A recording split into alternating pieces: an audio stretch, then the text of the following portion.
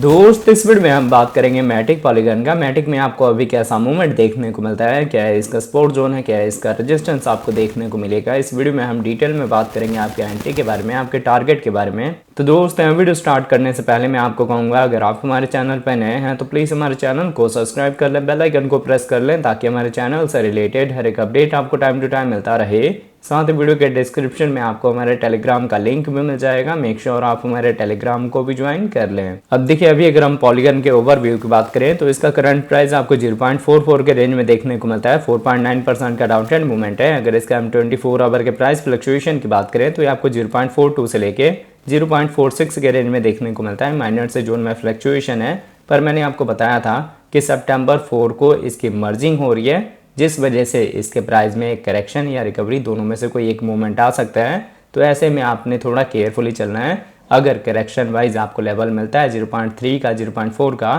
तो आपकी first buying हो जाएगी। उससे पहले आपने एंट्री नहीं लेना, क्योंकि मर्जिंग के बाद ही इस प्रोजेक्ट के बारे में क्लियर होगा कि फ्यूचर कैसा होने वाला है। अगर इसका मार्केट कैप की बात करें, आपको 4 बिलियन के ऊपर देखने को मिलता है। 24 आवर में इसकी ट्रेडिंग वॉल्यूम 467 मिलियन की है। जैसे जैसे इसकी ट्रेडिंग वॉल्यूम बढ़ेगी, इसके प्राइस में आपको अच्छा ग्रोथ देखने को मिलेगा। अगर इसके हम सप्लाई की बात करें तो सर्कुलेटिंग सप्लाई 9 बिलियन के ऊपर है। Total supply, maximum supply 10 billion है। मतलब 10 बिलियन से सप्लाई ज़्यादा मार्केट में आएगी नहीं। तो जैसे जैसे डिमांड बढ़ेगी, चांसेस होंगे इसके प्राइस के ग्रो करने के। बाकी आप इस पोस्ट के ऑप्शन पे क्लिक करके रीड आउट कर सकते हैं कि क्या चीज़ें चेंज होंगी 4 सितंबर को मैटिक में। अगर इसके हम इन्फो की बात करें तो इसकी इन्फो में आपको इसकी वेबसाइट मिल जाएगी, जहां विजिट करके आप इसके फंडामेंटल के बारे में रीड आउट कर सकते हैं। आप इसके वाइट पेपर को भी रीड कर सकते हैं इसके प्रोजेक्ट में डिटेल में जानने के लिए कि क्या कुछ चल सकता है फ्यूचर में। अगर इसके हम कम्युनिटी की बात करें तो इसकी कम्युनिटी में आप इसका ट्विटर हैंडल, टेलीग्राम, डिस्कॉर्ड को ज्वाइन कर सकते हैं फर्दर अपडेट के लिए। अगर हम ऑल टाइम हाई की बात करें मैटिक की, तो ये $3 के अराउंड लगा था। तो चांसेस हैं आपको 3 से लेके $5 का टारगेट मिले। अगर सिमिलर जो पुराना मैटिक है वहीं सारे इसके नए प्रोजेक्ट में आती हैं चीज़ें, तो क्योंकि ये वेब 3.0 का अच्छा प्रोजेक्ट है मैटिक, और इसके नेटवर्क का भी यूज़ केस अच्छा है।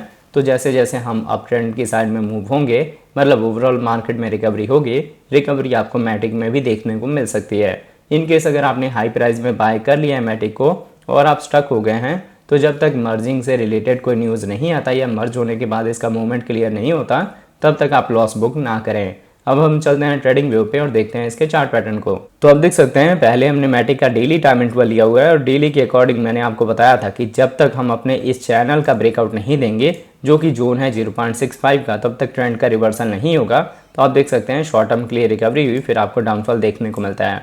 अब इस डाउनफॉल के साथ आपको वेट करना है कि हम 0.40 के लेवल को ब्रेक करें, तभी आपने बाइंग करनी है। उससे पहले आपने अपनी एंट्री नहीं लेनी।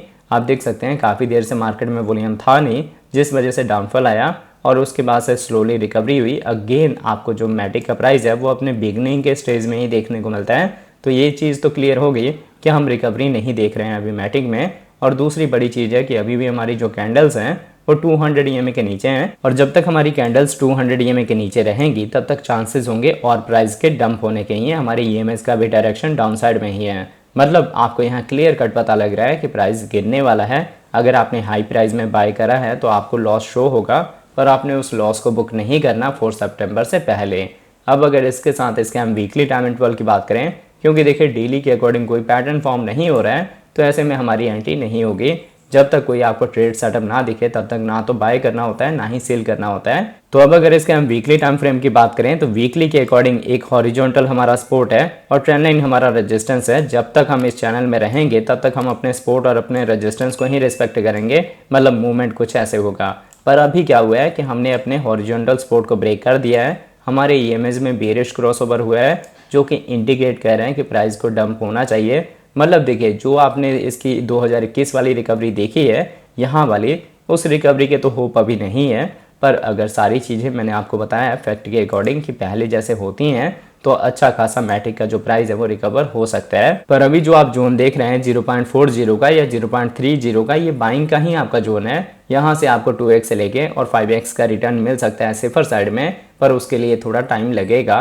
क्योंकि अभी सारे के सारे कॉइन्स डंप हुए हैं। देखिए जो लोग बिगनर हैं वो तो इस चीज़ को नहीं समझ पाएंगे, पर जिनका एक्सपीरियंस है उनको पता होगा कि जितनी रिकवरी बिटकॉइन में हुई है, इथेरियम में हुई है, उतनी रिकवरी बाकी के एल्ट कॉइन्स में नहीं हुई है। बिटकॉइन और इथेरियम की रिकवरी के बावजूद भी जितने हमारे फंडामेंटली स्ट्रॉन्ग प्रोजेक्ट हैं उनमें आपको वो स्ट्रॉन्ग वाली रिकवरी देखने को नहीं मिली है। वो अभी भी 80 से 90% के डाउन ट्रेंड पे आपको मिल रहे हैं। तो आप वेट करें एल्ट सीजन का, तभी मैटिक जैसे प्रोजेक्ट में अच्छा रिटर्न मिलेगा आपको। तो मैंने आपको ये चीज़ें क्लियर कर दी हैं कि अगर आप लॉस में हैं अभी मैटिक में, तो आपने लॉस बुक नहीं करना। DCA का आपका रेंज रहेगा 0.30 का, आप वहाँ पे DCA करेंगे और उसके बाद से हम मॉनिटर करेंगे कि मार्केट किस डायरेक्शन में जाता है मैटिक का मर्जिंग के बाद। तो अगर आपको हमारे वीडियोस अच्छे लगते हैं प्लीज़ वीडियोस को लाइक कीजिए, शेयर कीजिए अपने दोस्तों के साथ। मिलते हैं इसके नई वीडियो के साथ, तब तक लिए जय हिंद जय भारत।